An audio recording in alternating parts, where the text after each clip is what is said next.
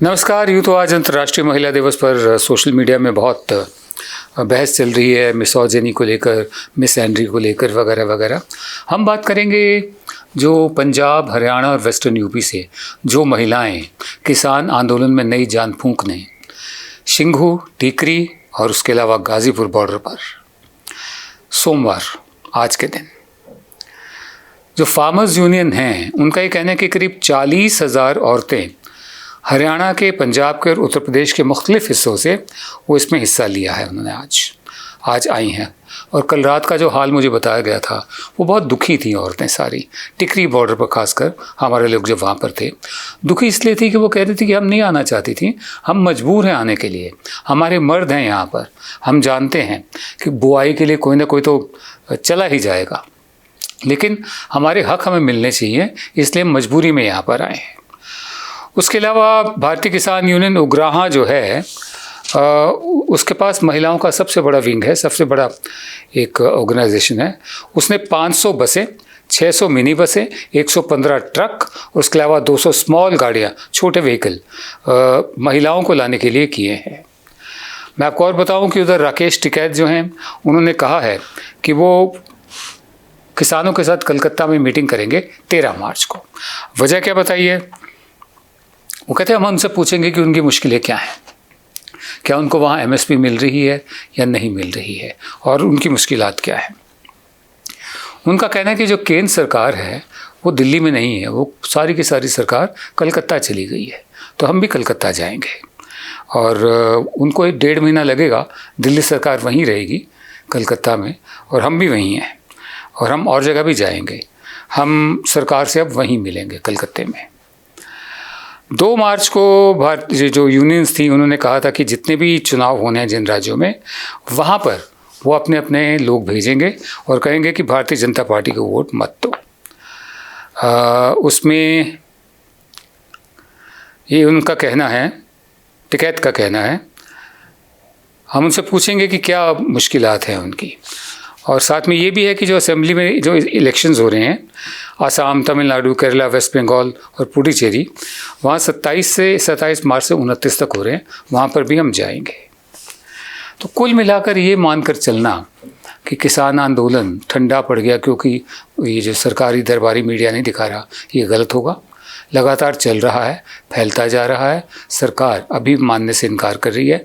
और जैसा टिकैत ने कहा कि सरकार जो है, केंद्र सरकार, वो कलकत्ते चली गई है 1.5 महीने के लिए, हम भी वहीं जा रहे हैं। दूसरा, अंतर्राष्ट्रीय महिला दिवस तो है, लेकिन हमने जिक्र भारत का किया है, जो भारतीय महिलाएं हैं, किसान महिलाएं। आज ही के दिन 2018 में नेशनल डे है, इंटरनेशनल तो नहीं, नेशनल डे बेटी पढ़ाओ बेटी बचाओ अभियान की शुरुआत की थी प्रधान सेवक ने झुंझुनू, राजस्थान में। सोचा आपको याद दिला दें कि इंटरनेशनल डे तो हम सब मनाते हैं, नेशनल डे भी मना लें। बेटी पढ़ाओ बेटी बचाओ राष्ट्रीय दिवस आज ही के दिन शुरू हुआ था सन 2018 में। कहाँ तक पहुँचा आपके सामने है। पिछले 2 दिन से शोर मचा हुआ है कि बंगाल के एक जो एक्टर हुआ करते थे किस ज़माने में, वो भारतीय जनता पार्टी में चले गए हैं। इससे पहले वो TMC में थे, तृणमूल कांग्रेस में। उससे पहले वो CPIM में थे, ज्योति बासु के साथ। तो मतलब जैसे जैसे राजनीति का रंग बदलता है, वो भी अपना रंग बदलते हैं। तो उन्हीं के बारे में अकबर इलाहाबादी ने शायद शेर कहा था, ईमान की तुम मेरे क्या, ईमान की तुम मेरे क्या पूछती हो मुन्नी, ईमान की तुम मेरे क्या पूछती हो मुन्नी, शिया के साथ शिया, सुन्नी के साथ सुन्नी। ईमान की तुम मेरे क्या पूछती हो मुन्नी, शिया के साथ शिया, सुन्नी के साथ सुन्नी। ये मिठुन चक्रवर्ती के बारे में अकबर इलाहाबादी बहुत साल पहले लिख गए थे। बहरहाल जब ये सारा शोर इस पर चल रहा था, मिठुन चक्रवर्ती पर, जो एक हैज़ बीन एक्टर हैं, एक इतनी बड़ी खबर थी जो मीडिया की निगाह से चूकी तो नहीं, लेकिन उसको तवज्जो नहीं दी गई। वो तमाम लोग जो अमेरिका के मेडिसन स्क्वायर में या लंदन के वेम्बली स्टेडियम में या पूरे दुनिया में या जापान में जब वो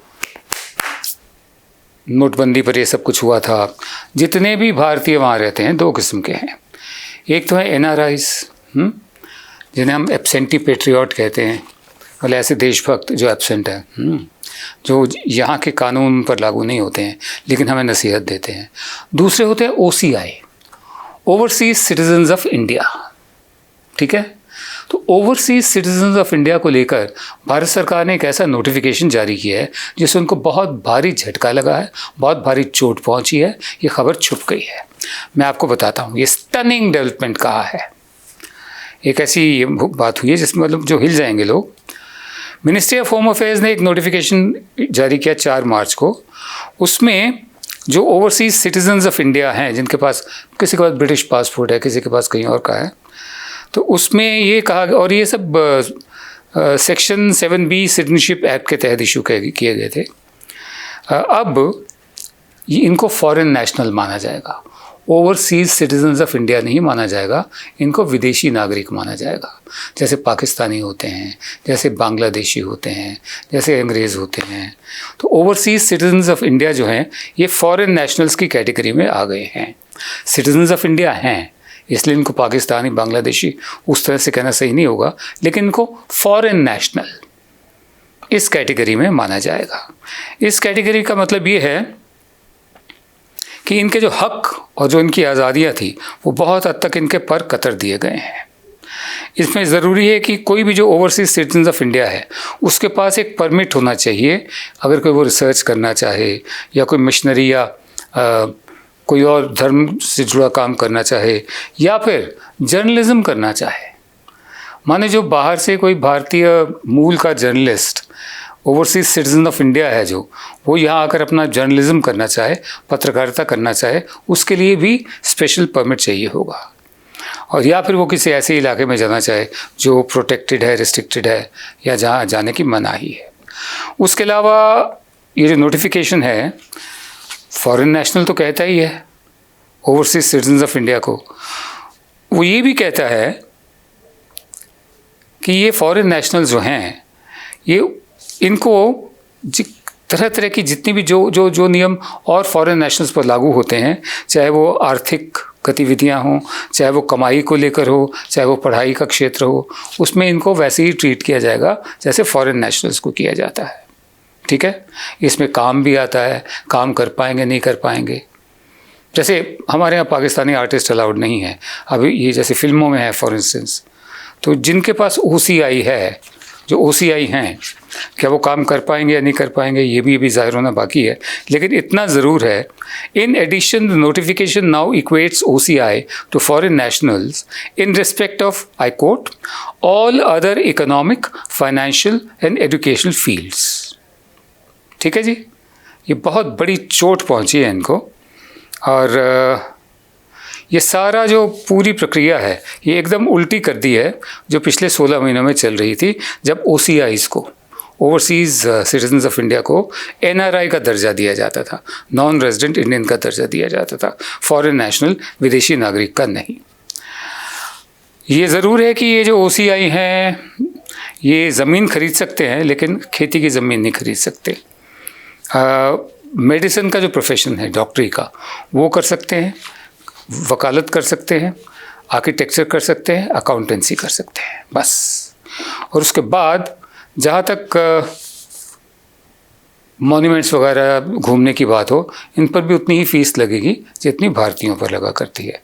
साथ ही साथ इनका ये कहना है कि अगर यहाँ पर पढ़ाई करनी है OCI ने, ओवरसीज सिटीजन्स ऑफ इंडिया ने, तो उनको कोई स्पेशल ट्रीटमेंट नहीं दिया जाएगा। जो भारतीय मूल के लोग हैं, जो भारतीय नागरिक हैं, उसके बाद जो सीटें बचती हैं NRIs के लिए, उसी में से ही इनको भी दिया जाएगा। तो मैंने जैसे पहले कहा, मेडिसन स्क्वायर जो था वहाँ पर, या वेम्बले स्टेडियम, या जापान में नोटबंदी, या जगह जगह पर जो मोदी मोदी मोदी नारे लगाने वाले भारतीय थे, उनमें से जो OCI हैं उनके लिए बहुत बड़ी चोट है ये। रोज़ की तरह शो का समापन एक कविता से। आज की कविता है डॉक्टर गौहर रज़ा की। इसका उन्वान है, शीर्षक है हदबंदी। तो डॉक्टर रज़ा कहते हैं, घर में चैन से सोने वालों, घर में चैन से सोने वालों, संघर्षों की पथरीली राहों पर चलना। घर में चैन से सोने वालों, संघर्षों की पथरीली राहों पर चलना बिल्कुल भी आसान नहीं है। ये दहकां माने किसान, ये दहकां जो सड़कों पर हैं, इनके लिए भी खेतों को, खलिहानों को या बागों को, चौपालों को छोड़ के अपने हक की खातिर दिल्ली की सरहद तक आना बिल्कुल भी आसान नहीं था। घर में चैन से सोने वालों, संघर्षों की पथरीली राहों पर चलना बिल्कुल भी आसान नहीं है। ये दहकां जो सड़कों पर हैं, इनके लिए भी खेतों को, खलिहानों को या बागों को, चौपालों को छोड़ के अपने हक की खातिर दिल्ली की सरहद तक आना बिल्कुल भी आसान नहीं था। काश कि ऐसा होता दिल्ली, काश कि ऐसा होता दिल्ली, तुमने बाहें खोली होती, इनको गले लगाया होता, जख्मों पर कुछ मरहम रखते, इनके दुख को साझा करते और कुछ अपने जख्म दिखाते, इनसे कहानी इनकी सुनते, अपनी भी रुदात सुनाते। काश कि ऐसा होता दिल्ली, तुम इनको मेहमान समझते। काश कि ऐसा होता दिल्ली, तुम इनको मेहमान समझते, बाहें खोल के स्वागत करते। अगर ये नहीं तो इतना करते, तुम इनको इंसान समझते। अगर ये नहीं तो इतना करते, तुम इनको इंसान समझते।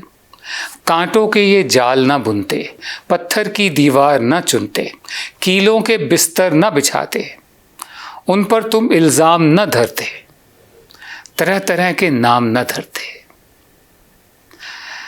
काश कि ऐसा होता दिल्ली, तुम इनको मेहमान समझते, बाहें खोल के स्वागत करते। अगर ये नहीं तो इतना करते, तुम इनको इंसान समझते। कांटों के ये जाल न बुनते, पत्थर की दीवार न चुनते, कीलों के बिस्तर न बिछाते, उन पर तुम इल्ज़ाम न धरते, तरह तरह के नाम न धरते। काश कि ऐसा होता हमदम, संघर्षों के इन गीतों में एक नगमा दिल्ली का होता। काश कि ऐसा होता हमदम, संघर्षों के इन गीतों में एक नगमा दिल्ली का होता। काश के आज़ादी की पहली जंग की यादें ताज़ा होती। 1857। काश के आज़ादी की पहली जंग की यादें ताज़ा होती। काश के तुमको याद ये रहता, मेरठ के जब बागी पहुँचे, तुमने क्या सम्मान किया था। दहकानों के उन बेटों पर, किसानों के उन बेटों पर जान को भी कुर्बान किया था।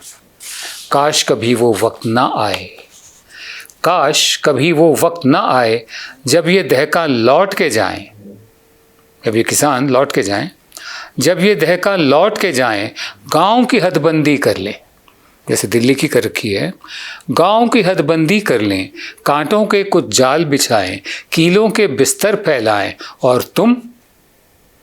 तुम देश के राज सिंहासन पर बैठे तन्हा रह जाओ, और तुम देश के राज सिंहासन पर बैठे तन्हा रह जाओ। नमस्कार। जब हमने HW न्यूज नेटवर्क की नींव डाली थी, तब हमने ये ठाना था कि न्यूज और इंफॉर्मेशन ये लोगों तक फ्री पहुंचनी चाहिए, मुफ्त पहुंचनी चाहिए, और हम आज भी ये वचन पर कायम है। पर जैसे आपको मालूम है, न्यूज चैनल चलाने के लिए पैसों की जरूरत है, तो हमको सबको न्यूज फ्री पहुंचाने के लिए कुछ मेंबर्स और कुछ सपोर्टर्स की जरूरत है। जी हाँ, मेरी आप सबसे गुजारिश कि आप सब HW न्यूज हिंदी की मेंबरशिप को ग्रहण करें। ये सदस्यता स्वैच्छिक है, यानी कि आप अपनी मर्जी के मुताबिक इसे ग्रहण कर सकते हैं, क्योंकि अगर आप इसे ग्रहण नहीं भी करते तब भी आपको HW न्यूज हिंदी के तमाम कार्यक्रम मिलते रहेंगे।